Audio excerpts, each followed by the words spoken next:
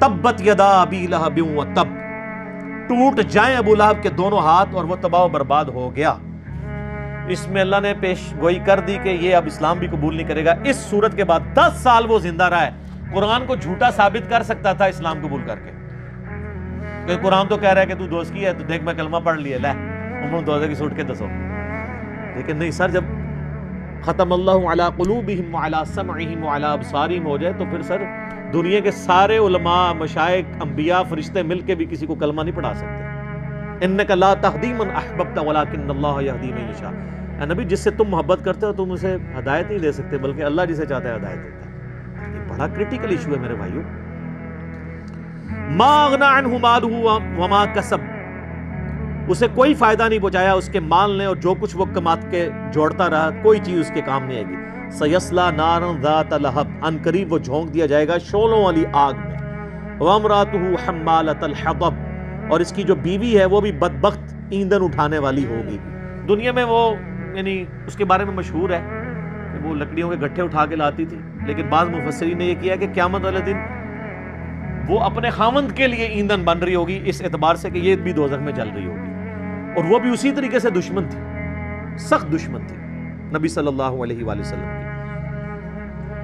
فی جیدہا حبل من مسد، اور اس کے گلے میں قیامت والے دن اس رسی کا پٹا ہوگا، یعنی جس رسی میں وہ باندھ کے لاتی ہے نا لکڑیاں، گھر کے کام کاج کرتی ہے، یہی اس کے گلے میں پٹے کے طور پہ ڈالا جائے گا۔ اب پتہ نہیں یہ اگر آپ تفسیر اٹھائیں نا تو جو الفاظ انہوں نے نبی علیہ السلام کے لیے استعمال کیے نا، ان ساروں کا اللہ تعالیٰ نے پریسائز انداز میں اس میں جواب دیا۔ اور یہ دیکھیں ایسی لعنتیں اس کے اوپر پڑی ہیں کہ مسلمانوں کی جہری نمازوں میں اکثر یہ صورت پڑھی جاتی ہے، کیونکہ اس کا جوڑا بنتا ہے سورہ اخلاص کے ساتھ۔ آپ دیکھ لیں اتنا پکا کافر ہاشمی ہونے کے باوجود یہ واحد شخص ہے جس کے نام پہ پوری صورت قرآن میں اس کو کنڈیم کرنے کے لیے نازل ہوئی ہے۔ اس سے پتہ چلا کہ نسبت آپ کو فائدہ نہیں دے گی اگر آپ کی کرتوت صحیح نہیں ہوگی۔ اور اس نے نبی علیہ السلام کو بڑی تکلیفیں دی ہیں۔ مسند احمد میں آتا ہے نبی علیہ السلام، آپ کو پتہ ہے جب لوگ حج کے لیے آتے تھے، حج تو آپ کو پتہ ہے زمانے قدیم سے چل رہا تھا بگڑی ہوئی فارم میں، نبی علیہ السلام منا کے خیموں میں جا کے لوگوں کو دعوت دیا کرتے تھے۔ پہلے تو آپ کے 13 سال بڑے ٹف گزرے ہیں، تو جس خیمے میں لوگوں کی ذہن سازی کر کے باہر نکلتے تھے، پیچھے سے ان کا چچا داخل ہو جاتا تھا اور کہتا تھا کہ یہ تو جو آیا یہ تو مجنون اور پاگل ہے، میرا بھتیجا ہے، میں اسے جانتا ہوں، یہ پاگل ہے، اس کا بیچارے کا ذہنی توازن ٹھیک نہیں ہے، تم اس کی بات کو سیریس نہ لینا۔ آپ ذرا امیجن کریں کہ کتنی تکلیفیں نبی علیہ السلام نے کاٹی ہیں۔ میں بھی ان کا چچا ہوں، واللہ میں نے آج تک ایسا کوئی فرد نہیں دیکھا جو اپنے ہی لوگوں کو ایسی مشکل میں ڈال دے جیسی مشکل میں محمد ہمیں ڈالنے والا ہے۔ اب ظاہر چچا سے لڑ بھی نہیں سکتے، رسپیکٹ کا رشتہ بھی ہے، بڑا بھی ہے۔ تو صحیح بخاری میں آتا ہے جب آپ کو اعلانیہ دعوت کا حکم آیا نا 3 سال کے بعد، تو نبی علیہ السلام صفا کی پہاڑی پہ چڑھ کے، جو آپ بچپن سے اپنی کتابوں میں پڑھ رہے ہیں، تو آپ صلی اللہ علیہ وآلہ وسلم نے اس وقت عرب کا ایک کلچر تھا کہ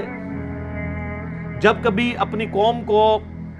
یعنی کسی خطرے سے آگاہ کرنا ہوتا تھا نا، تو جس شخص کے پاس وہ خطرے کی خبر آتی تھی تو وہ اونچی پہاڑی پہ چڑھ کے نا تو وہ اناؤنسمنٹ کرتا تھا، یا صباحا، ہائے وہ بری صبح، یعنی وہ اور اناؤنسمنٹ کرتا تھا کہ فلاں قبیلہ تم پہ حملہ آور ہونا۔ ظاہر لوٹ ماری کرتے تھے نا عرب کے لوگ، تو نبی علیہ السلام نے اس طریقے کو یوٹیلائز کیا جس طرح ہم یوٹیوب کو یوٹیلائز کر رہے ہیں پازیٹیو کام کے لیے۔ ہم بھی یہی کہہ رہے ہیں یا صباحا، اور مولوی نے تہاڈی صبح بھی آخرت برباد کر چڑی جائے، باچے جاؤ، چیخ چیخ کے کہہ رہے ہیں۔ نبی علیہ السلام نے بھی اس وقت یہ ٹیکنالوجی یوز کی، آپ صفا پہ چڑھ گئے اور آپ نے یہ آواز بلند کی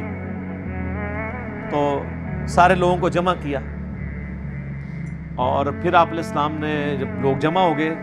باقاعدہ دعوت بھی کی، سیدنا علی کو گھر گھر بھی بھیجا، یعنی اکرام مسلم بھی کیا، جس طرح آپ کو ہم انشاءاللہ آج ختم قرآن کے اوپر بریانی کھلائیں گے انشاءاللہ۔ تو آپ صلی اللہ علیہ وآلہ وسلم نے وہاں پہ کہا کہ اگر میں کہوں کہ اس پہاڑ کے پیچھے سے ایک فوج آ رہی ہے جو تم پہ حملہ آور ہونے والی ہے، جو کہ عرب کے کلچر میں تھا لوٹ مار والا، تو انہوں نے کہا آپ صادق اور امین، ہم نے آپ کو بھی جھوٹ بولتے ہوئے نہیں پایا، تو یقیناً آپ کی تصدیق کریں گے۔ تو آپ علیہ السلام فرمایا پھر میں تمہیں خبر دیتا ہوں، تمہیں مر کے اپنے رب کے حضور پیش ہونا ہے، ایک اللہ کو مانو، اس کے ساتھ کسی کو شریک نہ ٹھہراؤ۔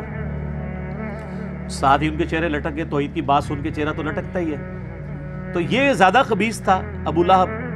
تو اس نے نبی علیہ السلام کے بارے میں بکواسات کیے، آپ کو بددعائیں دیں، گالیاں دیں کہ تو نعوذ باللہ تیرے ساتھ یہ ہو، تو نے اس کام کے لیے ہمیں بلایا تھا. اب اللہ تعالیٰ کو اس بات کے اوپر بڑا غصہ آیا، تو اللہ تعالیٰ نے اس کے ساتھ پھر وہی سلوک کیا جس کا وہ حقدار تھا. نبی علیہ السلام تو آپ کو پتہ ایک اخلاق کے اعلیٰ ترین درجے پہ تھے، آپ وہ زبان کبھی اس طرح کی یوز نہیں کرتے تھے. لیکن اللہ تو اللہ ہے، اپنے کسی بندے کو بعد ازالی کا زنین بھی کہہ دے کہ اس گستاخ کی تو اصل میں ہی خطا ہے، یہ تو آؤٹ آف ویڈ لاک پیدا ہوا ہے، یہ تو حلالی ہے نہیں ہے ولید بن مغیرہ کو. اللہ تو اپنے بندوں کو کچھ بھی کہہ سکتا ہے. تو اللہ نے اپنے نبی کے دفاع میں جو اس نے بددعائیں دی تھیں اس کانٹیکسٹ میں، یہ بعض کافر بھی صورت کے اوپر اعتراض کرتے ہیں کہ یہ تمہارے رب کی تو لینگویج ہی بڑی عجیب ہے، وہ تو بددعائیں، وہ تو ایک بوڑھی اماں کی طرح بددعائیں دیتا ہے. تو یہ ایسا نہیں ہے، ایک پورا کانٹیکسٹ ہے اس کا.